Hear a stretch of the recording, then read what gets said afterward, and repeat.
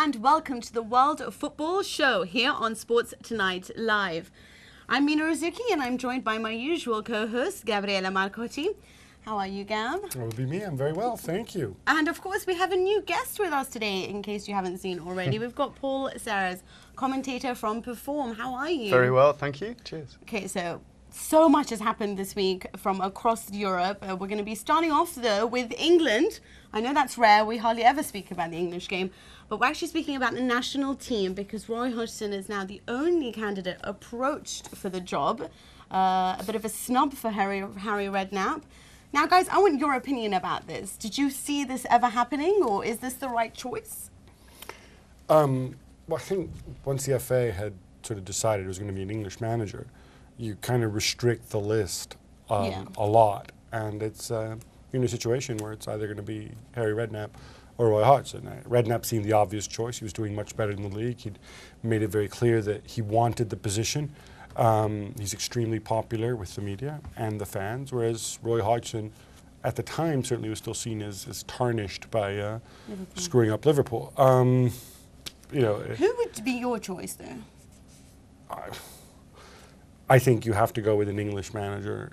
It's just my belief. I think you should, but what you should do, of course, is, as you know, I don't think they should have ever got rid of Capello in that way, but and have especially done it without having a plan. But what I would have done here is I would have simply gone to Spurs straight away and said, can we borrow Harry for the World Cup?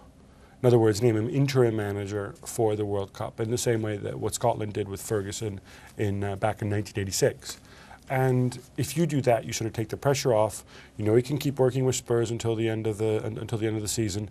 You know, and then depending how he does, depending whether he wants, depending what the reception is, then you go and deal with Tottenham. But at least you have it now, and you know you're not disturbing Tottenham. You make it very clear we're not going to speak to him, or he's not going to have any dealings with him until after May 13th. Is that because for Harry is seen as a guy who knows how to unite a squad, and especially with what England are going through at the moment, he's sort of the best option to bring them all together, man manager, get them all playing, and then Roy Hodgson's probably a better manager to build for the future? Is that why you think that's a I don't know choice? Too many situations where... He's also the cheaper option. He's a cheaper option because he's out of contract, but I don't know too many situations where Hodgson's really built for the future. I mean, off the top of my head, and correct me if I'm wrong, the most successful stint he's had was when he was manager of Switzerland, and I think that lasted 3 years, and that was nearly 20 years ago. You know, he obviously did well at Fulham, and you know, did well at West Brom. He's a bit of a nomad, but he's at least had international football experience, and he's worked with Inter, he's worked with Copenhagen, he's worked abroad. So in that sense, what do you think, Paul? Do you think it's a bad idea? No, not at all. I think Harry was probably the popular choice, but for me, as Gab said, once you limit yourself to an Englishman, I think Roy Hodgson is the elder statesman of English football. He has vast European experience. Building for the future, you're right, maybe he's not the man to do that, but you know, we're a few weeks away from the Euros starting, and maybe he's the man to get the best out of what he has available. I don't know, I think the experience that he has, the popular choice Harry, but I think it's the right decision to give Hodgson the job, I really do. Do you have any clue why they waited 3 months to do it? I don't know, but I mean, who knows how the FA works, right? Maybe they wanted to see how well Spurs and West Brom would do, which is if they did that, then they all deserve to be sacked immediately, or put up against the wall and have their buttocks paddled. Yeah. You know, I mean, because it would just be a further level of. I mean, if there is some explanation for why they waited this long, then fine. But I refuse to believe it is what you just said. I know what you mean. That would be so It's just bad. so, it would be embarrassing.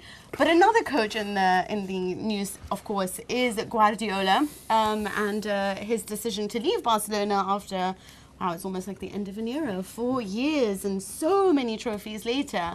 I was really sad to hear the news because I feel like he is La Liga, he is Barcelona, you know. I mean, this is how I've come to see him now. You've got to be careful saying that. You're going to have the Morinistas on coming after you. Yeah, that is true. I mean, people can't decide yet whether I love or hate Barcelona, but what do you think about this? Do you think it was time for him to go, or do you think that he's just exhausted now and having to deal with Mourinho on a daily basis now? It's just too much to bear. I mean, he's been hugely successful, and the team that he has inherited and added to have been, you know, a joy to watch over the last 4 years. A chance for 14 trophies, I think, if they beat Athletic in the cup final.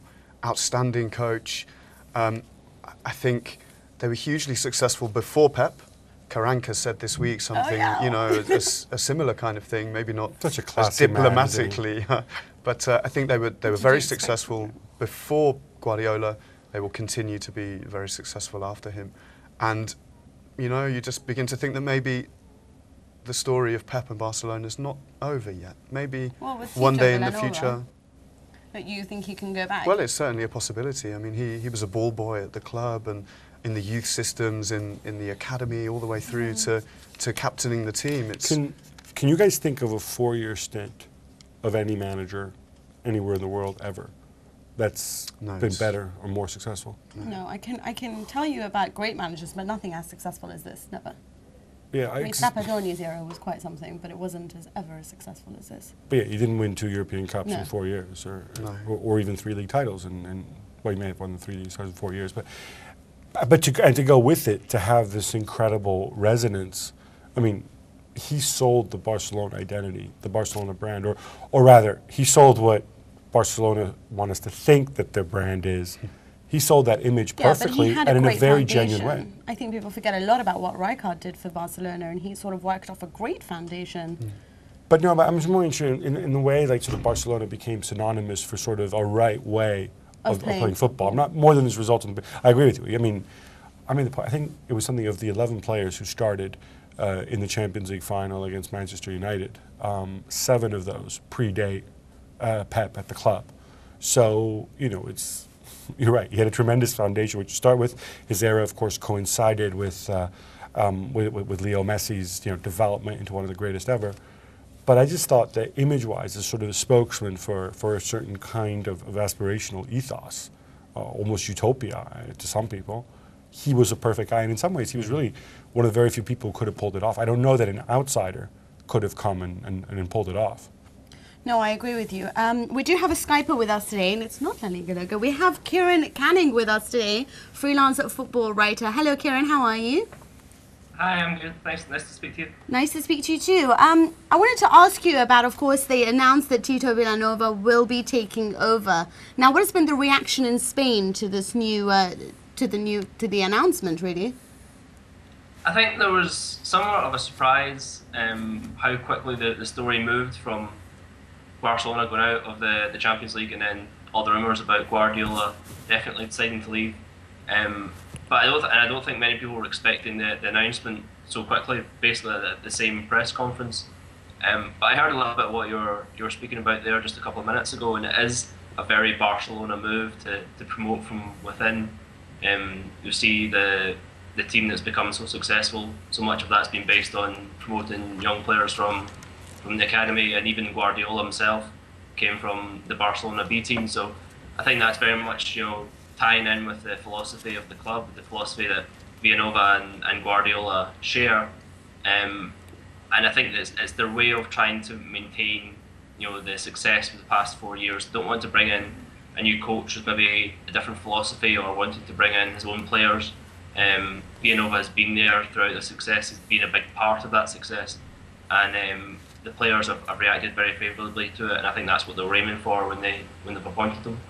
Kieran, I just wanted to ask, because obviously Tito Vilanova, as you said, he was Guardiola's number 2. He himself is a guy who came through the ranks at Barcelona and obviously didn't have as good a career as a professional. But he's a cancer survivor, and he's also somebody who had this bizarre spat with Mourinho with the eye poking. In the summer, which it's funny to a point. I kind of feel that if Mourinho does this again, Vilanova might just want to turn around and turn Mourinho into a little puddle of oil. But that's just me. But have they moved on from that? I mean, is it the kind of thing that's never spoken? As I understand it, like Mourinho never apologized, and is he the kind of guy who bears a grudge? And the other thing, that's my key question actually, is from what I understand, he's Guardiola's tactician. He had a lot of input on how the team set up and whatever. A lot of this evolution, a lot of this sort of tinkering and development that Guardiola did with 3 at the back and Sask in the front 3 and so on, is this Villanova's handiwork, and should we expect more of this? I'll go for your first question. Sorry. I don't think anyone really knows, because we've never heard anything from Villanova. We don't know if he's the kind of guy that's going to bear a grudge.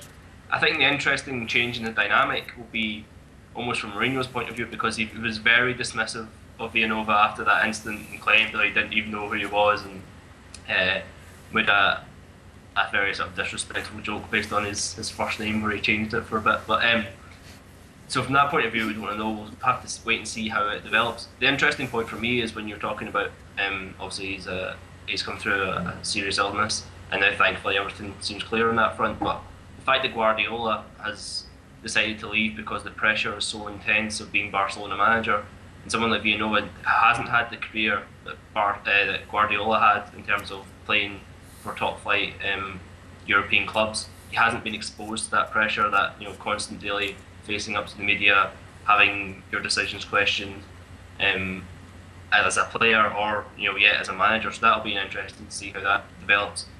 As regards the second point, he is very much sort of ideas man. One of the things that Guardiola always points out to is how he designs all their set pieces and things, and there's quite often been celebrations on the bench where Guardiola will point to them if they ever score from a set piece. From that point of view, I think there will be more variations and there will be a very tactical approach, but at the same time I think some of the changes we've seen have been very much Guardiola's almost paranoia about standing still and not evolving the team as much as he wants to do, so much that so that teams don't get used to playing against the 4-3-3 that made them so successful to start with. So I think there will be time to be variation. There will be usage of 3 at the back, and maybe Cesc and Iniesta played in the front 3 like you're saying. But I also would imagine we'll see a much fresher Barcelona next season. One of the things that has held them back this year was how poor their pre-season preparation was, and they've already decided that they're not going to do any tours. They're staying in Europe, and obviously they'll need to recuperate with so many players going away from the Euros. So I think from that point of view, that will make a huge difference to them next season. That's probably a really good idea for them to actually do. They did look like rather exhausted. But what about the race for 3rd and 4th? Who do you think will be doing it? Because Malaga obviously beat Valencia. Their work off the ball was simply amazing for Malaga. Do you think they will be taking the last 2 places? Levante is still in the hunt. Yeah, the interesting thing for me coming out of that game was that having watched Athletic and Atletico qualify for the Europa League final, that watching Malaga and Valencia, surely these aren't the 3rd and 4th best teams in the league, because I thought Valencia were very poor, as they have been since the turn of the year. But I just think because they have the 3-point advantage over Levante, and Valencia have the better head-to-head against both Malaga and Levante, they should have enough to stay in 3rd place. Malaga is an interesting one because they have a very tough run in. They've got to play Barcelona away. We saw last night that they're still not going to take things easily, and Atletico Madrid away in their next 2 games, which gives Levante a chance to get there. So I think Levante are still in with a shot, but you have to fancy Malaga just because they've got the 3-point advantage. Okay, all right then, that's all we have time for on Spain. Thank you so much, Kieran. We'll be speaking to you soon. Cheers, Kieran. What about you, Paul? Who do you think will be taking 3rd place, or 3rd or 4th? I think Valencia for 3rd, and I think Malaga will pip Levante for 4th. Yeah, I mean, they're tough games. I think Atleti's focus now will be on the Europa League final. I mean, it's a real chance for silverware in Bucharest. I think Malaga, I think it would be good for the league, good for the Spanish league, if Malaga are able to get into the Champions League. They have obviously the backing to strengthen with Champions League quality players, and that can only be good for Spain, where it's become not boring, but fairly, a 2-horse race, predictable every year, as England seems to be this year. The likes of Malaga, Valencia haven't got the money really to change anything in regards to challenging the top 2. Malaga have, and I think it would be great for Spain. Cristiano and Messi, and does every which way. But I wanted those. They're both on 43 goals. Yeah. Messi 65 goals overall. Ronaldo, I don't know, but it's a lot. A lot, probably the same. So going back, and I'm just interested in this idea of like what I'm sure the Spanish press will soon start calling the world record, which is Gerd Muller, 67 goals. I think Dixie Dean might have had close to 70 goals, but that was pre-war. Pele supposedly scored 100 goals in a season, but you go back and some of those were friendly, some of those were maybe training sessions in his back garden with one of his kids. So you don't quite know, but in the sort of modern era, in the measurable era, and almost the like-for-like era, the record is Gerd Muller's 67 goals. Would beating that, how do you guys see that? I mean, contextually, Messi beating that record, is it significant, or is it all apples and oranges? Or is maybe Messi achieving this, even though he will have played more games than Gerd Muller, he's probably playing against tougher opposition than Gerd Muller was? I think whatever way you look at it, Gab, it's an incredible achievement for Messi this season. But you have to think, where does he go from here? I mean, he's breaking records left, right, and centre. And Ronaldo as well. I mean, the race for the Pichichi is almost more interesting now than the race for the title. And they are poster boys for their respective clubs. They are. And it's absolutely fantastic to watch the likes of Leo Messi and Cristiano Ronaldo every week just do it over and over again. But they're also lucky to be surrounded by such amazing squads that help them become the best that we've seen. But that is all we have time for on Spain. Do catch us after the break when we'll go over to Italy, my favourite league.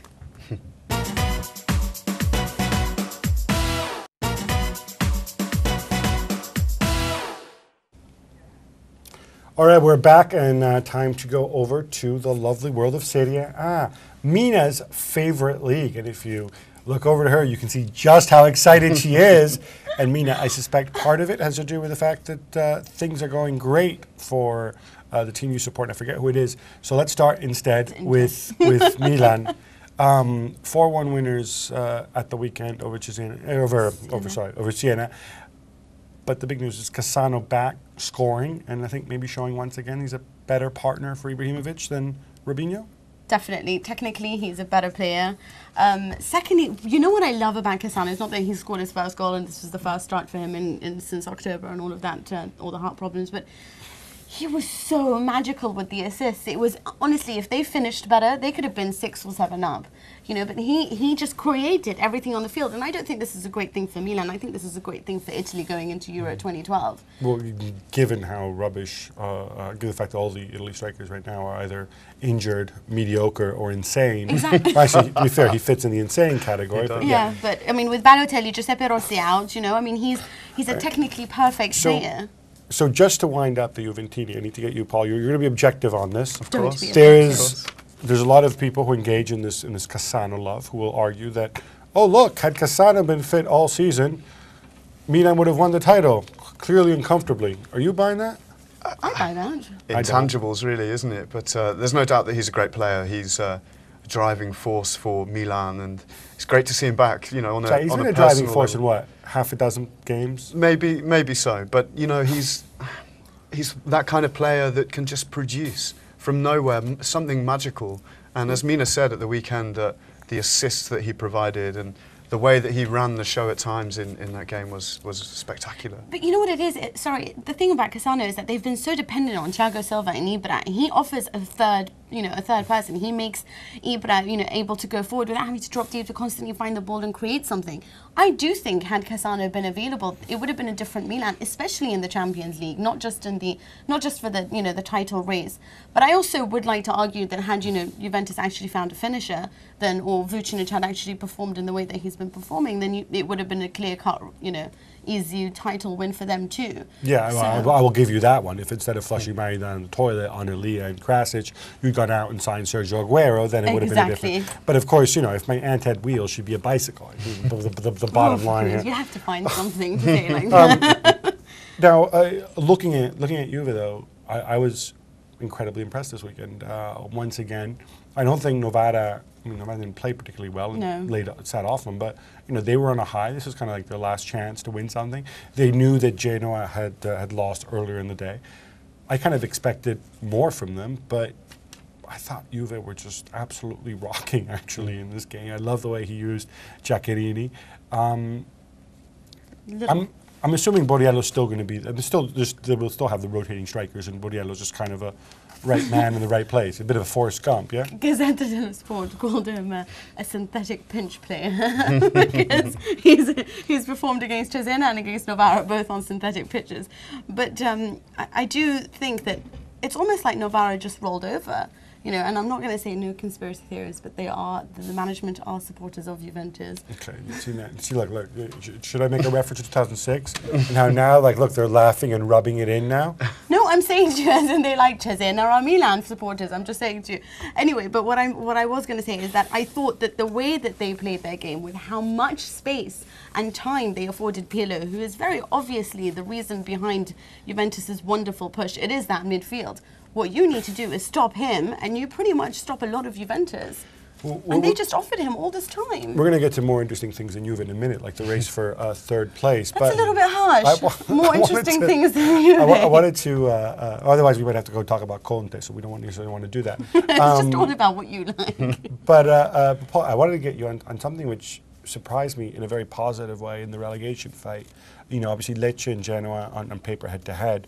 Lecce were at home against Parma, a team that had nothing to play for. Parma went out at great guns and beat them 2-1, Lecce losing at home. And Genoa, when I was watching that Bologna-Genoa game on Saturday morning, Bologna, of course, managed by Mina's friend, Mr. Pioli. He's just a really nice coach. Bologna go 3-1 up, and I figure, okay, I know where this is headed now. They made their point. They destroyed Genoa. Now, do Bologna need the points? No. Now they let them back in, and finish 3-3, and Bologna walk off the pitch among the applause and knowing Genoa owes them a favor. But it didn't happen that way. It got back to 3-2, some great saves at the end. Bologna could have scored a fourth. Is Italian football kind of growing up? Well, I mean, you know, just to touch really briefly before we get to that on the Pirlo point, he's the kind of player, he's been outstanding this year, and to add a bit of equilibrium to the debate, on Pirlo, if you afford him the time and space like Navarra did, he will destroy you, and that's exactly what happened. The Bologna, the relegation fight in Serie A, well, I mean, it's impossible to call, isn't it? I mean, every week teams... No, that's my question. Are they growing up? Because you know what I'm talking about. Sure. Okay? It appears so. They would have been like, what, you can take it because... Yeah, I guess so. I guess it's now people actually fighting rather than it seem being, I do you a favor, you do me a favor. Or more like, I have no incentive, I've shown that I'm better than you. You go ahead, take the point because you need it. Yeah, I think so, but that's, you know... But that's good, isn't it? I think so. This is what I think. I think that when people criticize the Italian league, you can see clear differences. It is getting better in some ways. It's getting worse in other ways, sure, but... Well, with Juve winning the title, I know, but go on. I don't even know what to say anymore. But yeah, no, I did think that game was very interesting. But I thought Bologna were overall, like, you know, the worthy winners. But I did see that they kind of took their back foot, and then, you know, they came back with 2 goals, Genoa, and I thought, what's going to happen here? You actually don't know anymore. Whereas before, it's a foregone conclusion. That's what's fantastic. Definitely fantastic. And also with like the Lecce, what's happening on, I thought that everyone was predicting them to score a second goal and then take 1 point away, but that didn't happen, and I was dying to see what Cosme was doing on the sidelines. But I Did you like his little hat, got sunglasses and vest get up? He is certainly the best dressed, other than Ballazzini, both of them just a disaster on the sidelines. But yeah, I do think that this is what I think, that you don't know what's happening. It's actually a race now rather than, you know, a sort of, you know, we score, and also teams are willing to go out and score 4. You know, that's another thing. You know, before you kind of just got your 1 and you got 2 It's considered rude to run up the score before, but but now it's happening. But still, they do take their foot off the gas after 4. They still think it's kind of rude to get 5. 4 is okay, but 5 is, you know, is insulting. 5 is just insulting. There is no point ever in scoring 5 goals, in my opinion. I think it can only be good if the cliquey, you know, you scratch my back, I'll scratch yours mentality is eradicated from you know, relationships between certain teams in Serie A. It's great for the league. It's great for the reputation of the Italian league abroad as well. Yeah, I think so. Let's move on now to talk some race for third place and the last and final Champions League spot. And look who's here on our wall. It's Mr. Tancredi Palmieri. Now, Tancredi, I'm going to set this up because you need to tell us what on God's green earth was going through the minds of the Lazio players. Now, it's 1-0 to Udinese. it's 1-0 to Udinese. It's the 93rd minute and 20 seconds, so there's about 40 seconds left to play in injury time. And there's a whistle coming from the stands. Yes, indeed. Very audible. Some Udinese players hear it, some Lazio players hear it. Marcotti, Lazio goalkeeper, throws himself to the ground. One of the Udinese players, I think Asamoah, starts celebrating, jumping around. Pereira from Udinese keeps playing and scores what I thought was a pretty nifty goal. They lose 2-0. Lazio go demented. They have a count at calf and they go and there's a brawl at the end and Marcotti pushes the referee. Diaz gets sent off. Scaloni behaves like a baby, not for the first time. Now, Lazio, in my opinion, are 100% right that the referee made a mistake, because if the regulations in Italy clearly state that if there's a whistle that is audible on the pitch and the referee hears it and he thinks it's interfering with the players, he has to stop play.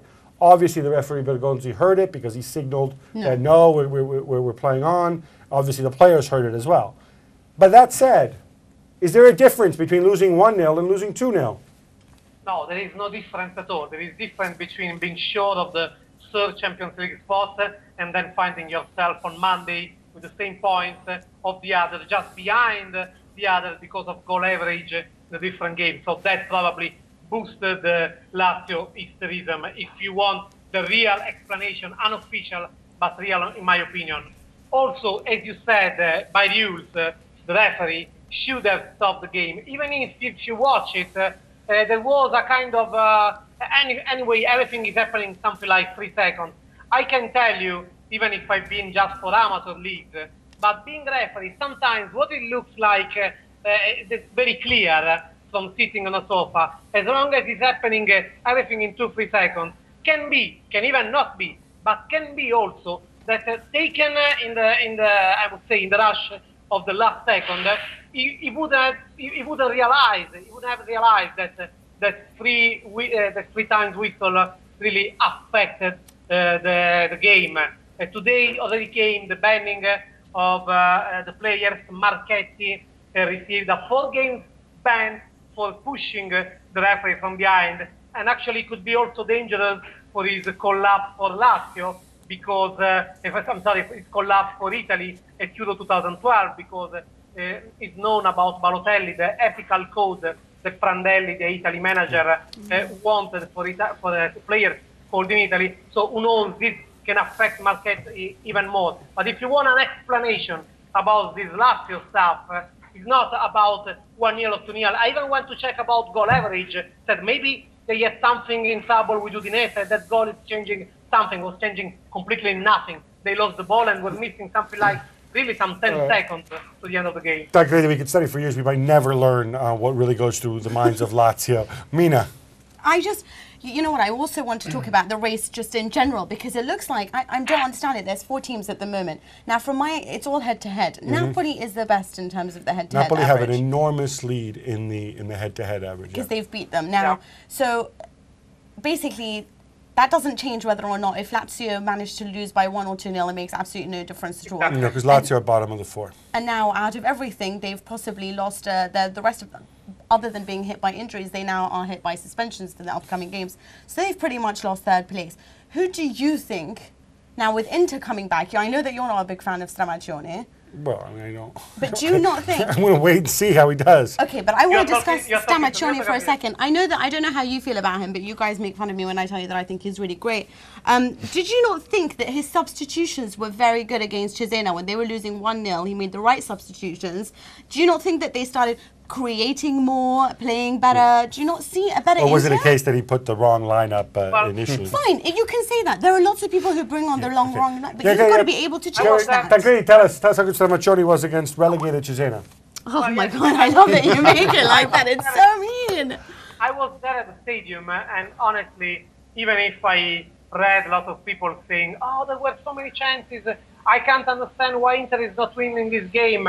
Honestly, there was one huge, gigantic chance for Pazzini that even just blowing on the ball would score. But apart that, Inter, yes, was playing better than Cesena. Well, but wow, what a surprise.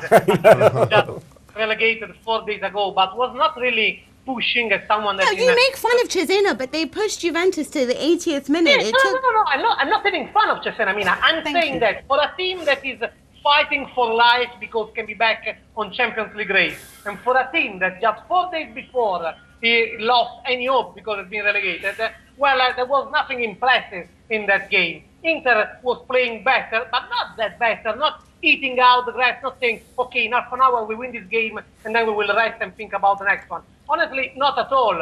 And I was expecting that the manager would push more in some way, would push the player to say, hey guys, there is no tomorrow, now, and not even at the last minute, now in the first half. Waited to concede the goal to Cesena. So basically, you don't think that Inter's going to make third?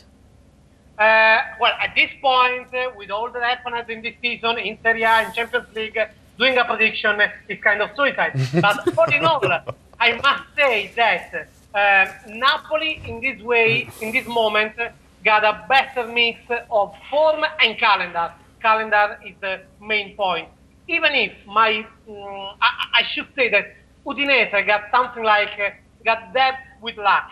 I mean, they had too much bad luck in some games. And my experience tells me that sometimes this bad luck is paying you back at the end of the season. I know that of the four, we practically named every team that is included in it. But honestly, you look at Inter playing with Lazio in Roma, playing the derby. Stramaccioni have team spirit, but yesterday, if it wouldn't be Cesena, they wouldn't have win. Tancredi, thank you so much. I don't agree. Okay. Mina doesn't agree, but What have to try? Exactly. Paul, we need you to weigh in about who's going to finish in fourth. Now, I have very clear ideas because there's one team that, as we said, so third, is sad days, but has a much better calendar than the others. And at the weekend, scored 2 fabulous goals and drawing 2-2 against Roma, a match in which I thought they were outplayed for long stints, but then jacked it up when they needed to and got a point. And that team is Napoli. Am I right? Yes, they'll finish third? I think it's between Napoli and... Oh, come on, you can't say... You sat on the fence before, right? Okay. I would go with Napoli. Napoli have got the favourable last 3 games.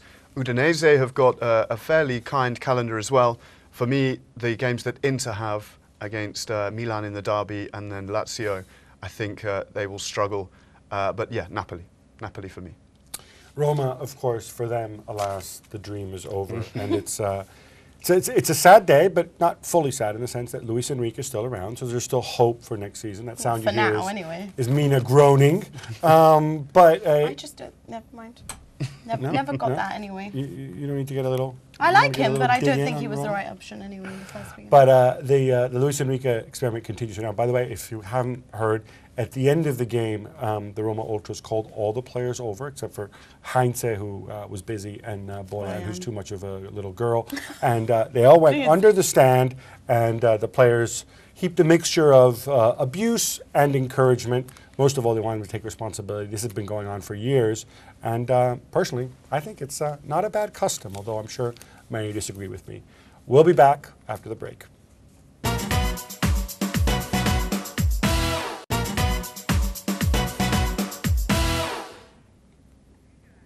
Bocciarde, we're back. We're going to be talking some Portugal. Porto winning their 8th league title in the past 10 years, which might explain why people like Andre Villas-Boas win the title in Portugal, as does Jose Mourinho, and then go on to bigger and better things, at least that 50%, right? Sorry, Andre. I know you're a regular viewer. You're going to bounce back. Well, I think we all believe that. I hope so, anyway. Uniao Leiria, incredible scenes. It's something that I don't know. I wish there was video of it. I'm told there isn't video of it because I would have just wanted to see what happened. A team stepping out on the pitch with 9 players and 8 players. Yeah. How do we get to this position? And no, they weren't all sent off in the dressing room before stepping onto the pitch. Paul, take it away. The picture behind tells its own story. I mean, there are a few missing there, right? But an incredible sequence of events. The players hadn't been paid for a number of months.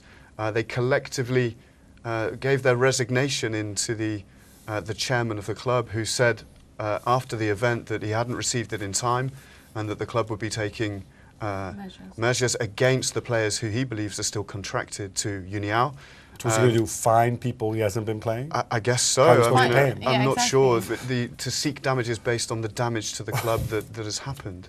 I mean, there were supposed to be 9. There are 8 in the picture. The Malian midfielder turned up, found in the... This is just incredible. Found a suitcase full of €6,000 in the dressing room, hot-footed it into a car outside with said suitcase, still in his kit, and then they had to play with 8 players instead of the 9.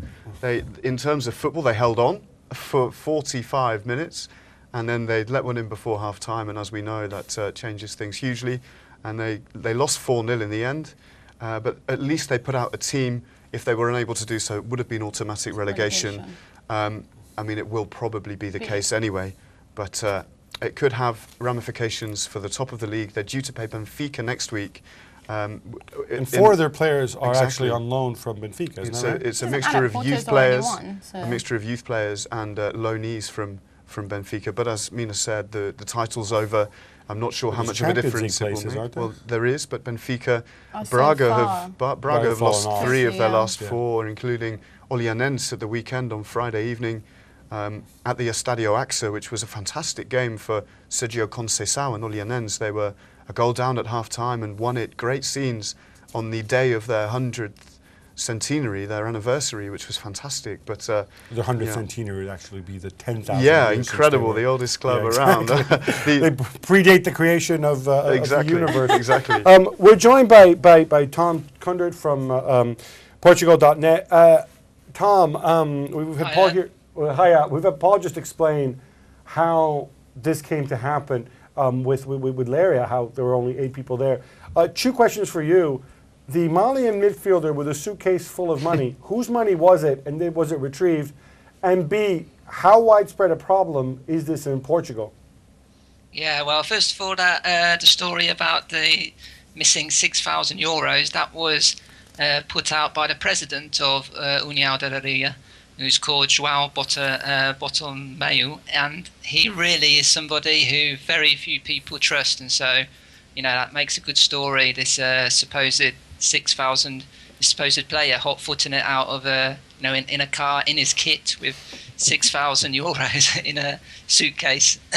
But you know, a lot of people. Also, Tom, what kind of people keep €6,000 in cash in a suitcase? And who can't pay the players? Yeah, I can't pay the players. That's what I mean. I mean, I normally think it's sort of drug dealers, money launderers, maybe Mina when she dips out of the shops. He claimed it was to pay match expenses, but like you say, that's a bit of a strange way to pay match expenses, and it certainly wasn't to pay any of the players. He really is just nothing. He's just made himself a laughing stock, this president. He actually said before the game, these 16 players who unilaterally rescinded their contracts because they hadn't received payment for over 4 months. He went on a rant before the game saying, how can these players do this? We're going to take them to court. I mean, this just doesn't make any logic at all. He hasn't paid the players. You know, who wouldn't go on strike if they didn't receive a penny for 4 months? And so, you know, most people are just saying the sooner he gets out of football, the better. As far as your other question, unfortunately, this is maybe not quite so chaotic and manic scenes as this Sunday, but this huge financial woes in Portuguese football isn't an isolated case, far from it.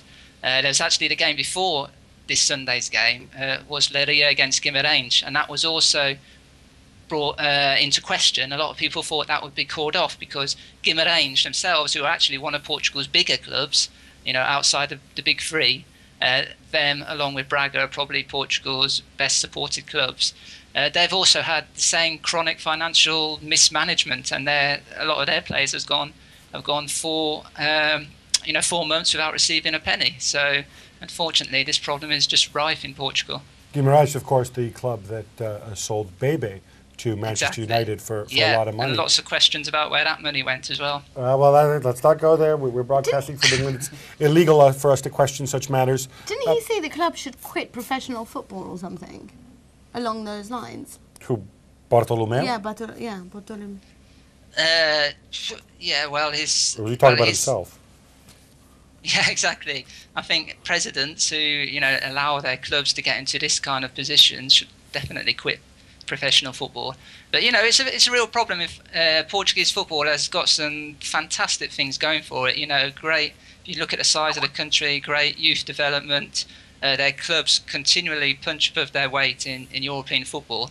But the financial management of the game is definitely not one of their strong points. Just look at Leiria, another example of this ludicrous decisions which are made. This was actually not Leiria, this was more the Football Federation as a whole. Leiria was one of the stages which was chosen to build a fantastic 30,000 stadium for the Euro 2004. They've got a beautiful stadium there with a castle in the background.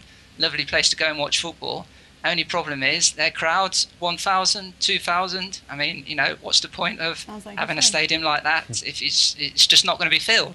So they couldn't afford the upkeep of that stadium, obviously, and they're actually kicked out of it by the local council, and they play 14 miles down the road at another town called Mourinho Grande. So it's just the whole organisation of Portuguese football leaves a lot to be desired when it comes to making these kinds of decisions.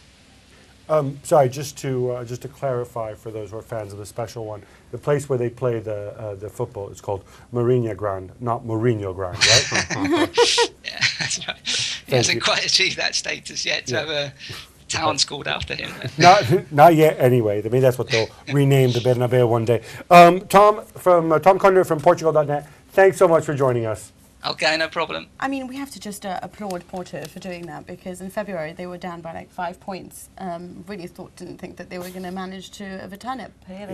You get 30 seconds. You need to explain this to me. The fact that these people win every year, despite the rotating cast of managers, Josualdo Ferreira, Villas-Boas, Mourinho. No, forget Falcao. I'm talking about the managers, right? Yes. Does this mean that a really well-run club, in fact, Braga are another great example of this, because they're always successful with different managers, really doesn't make a difference who the manager is if you've got a great director of football, a great president, and you're well run? I think maybe to touch back on the example of Barcelona, when you promote from within, somebody who's ready to take over the reins and keep the philosophy as it is and just keep things ticking over. A huge factor this year was the return of Lucho from Marseille. Since he returned to Portugal, Marseille have bottomed out and Porto have overtaken Benfica, who in the first half of the season were outstanding and looked to shoe in for the title. Lucho Gonzalez, another one of my favourite players. And mine as well.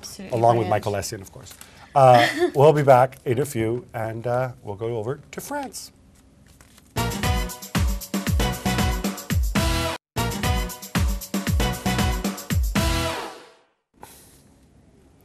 Hello and welcome back to the World of Football show here on Sports Tonight Live. Now we move over to France, and we're going to be discussing everything. Guys, I want to discuss Paris Saint-Germain, because now they're 5 points behind Montpellier. They lost to Lille, who is now only 2 points behind them in third. Possibly could manage to take that last Champions League place away from them. Carlo Ancelotti, who is their new coach, who took over in Christmas time after Antoine Comboiré. Thank you. Was at the top of the table. Ancelotti took over. They're now second. They could well be third at some stage if Lille decides to take them over. I don't understand. Why take on someone who doesn't understand the league, who has a worse point per game average? Because they didn't know he was going to have a worse point per game average right. when they signed you know him. Someone understand. He's at the top of the table. He's been voted, or he's up for nomination for Manager of the Year or something like that. That's kind of a joke because he's gone. He's not really eligible for it. It's kind of like a protest vote against what's happened. I guess what's happened to him. Okay. He was top of the league, but they were playing. I mean, they were playing badly, and there were serious issues with the team, and they thought Ancelotti could do a better job. Okay. That's why Comboiré is gone. Why? They had tactics that were always the same. He always played the same formation. He stuck with the same guys. Okay, they weren't ticking as well, maybe offensively, but defensively they were very solid. Surely that they would. I don't think so. I think the fullbacks, especially, were all over the place. Worse than Ancelotti's made them even worse, though. I don't think he made them worse. He tried to make them better, but they weren't that good. But I mean, yeah, but he's starting again when it's too late to start scrapping what's been happened and try to reinstate a new defense line and get them to change positions and substituting different formations, different starting 11s all the time. Moreover, what I don't understand is that all there's reported press that they're interested in Kaká, they're interested in Luis Suarez and Modric.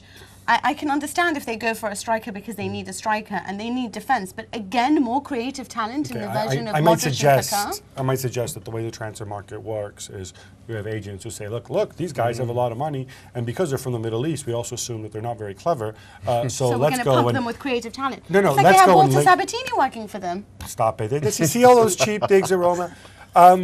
Do you want to stick? I can't stick up for Ancelotti here because of a conflict of interest. So, would you like to stick up for Leonardo and Ancelotti, remembering that they're handsome and good people, that they're warriors of the light? Well, Ancelotti more than the others. Koundé did an okay job with what he had available. You know, he's not the kind of name, the kind of coach that's going to. Kaká is another one they're interested in apparently this summer. Kaká and Modric. You know, Ancelotti has the kind of gravitas to sign these kinds of players, and that's what the owners of Paris Saint-Germain want. Clearly, Koundé, I mean, the statistics tell you everything. More points per game. They were top of the league. They had a lead at the top. The powers that be at Paris Saint-Germain changed things, and it hasn't worked for them this season. But is it a case of they thought that that Ancelotti brings in the X factor, the big name to a big club that they want to try to make? So they actually didn't really think about this very intelligently when they thought. I disagree here. Obviously, it hasn't worked out, but sometimes you do things for the right reasons. There is a good plan in place. And it simply doesn't work out because this is football, and you have to go and play the games, and sometimes, you know, and it's a percentage game, and anything can happen. Okay. But I think Ancelotti completely made sense. They had a lot of huge egos. In the middle of the season? They had they assumed the timing. I'm sorry, was wouldn't you? I can understand why they. If Koundé won the title, it would have been much more difficult to send him away. And then bring in Ancelotti. Because they figured that they were going to win the title. They figured that they were so much better than everybody else. And early on in the season, I mean, I'm sorry, Koundé had a good record, but I saw PSG getting thoroughly outplayed and then simply having Nene dribble 4 people and bang in the top corner. Nene, who's now benched all the time, who's probably one of their best because players. Because he shoots on goal every time he sees every time he's on the pitch. But still one of their best players. Okay, but the point is they were playing badly, and they thought, all right, even with us being so bad, we're still going to finish first or second this year. Let's bring in Ancelotti in January because otherwise he'll be snapped up by somebody else. He's the guy we really want, and we really wanted him in the summer as well. And he can manage a squad. He can take us forward. He'll have 6 months to learn.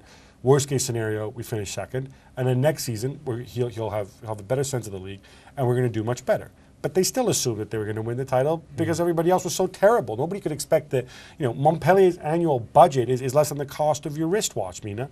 So they assumed that they were just going to fall apart. What are these digs about me spending so much money? Okay, it's less than the cost of my wristwatch. There you go. You know, I mean, we could talk it's a lot of money. We could talk about Paris Saint-Germain all day, but hats off to Montpellier. They've been outstanding in recent weeks. Belanda is a huge talent. Olivier Giroud has been called up to the France squad. Scored his first goal for the national team against Germany. He looks a shoe-in to play up front in the Euros in the summer. You know, they've chipped in with goals from everywhere. So? Utaka, Camara have scored. Yanga and Biwa at the back has been outstanding for Montpellier. I covered them at the Velodrome a couple of weeks ago. They were fantastic, and you know, it looks very much like they're going to go on and win the league, and they deserve it. They've been excellent.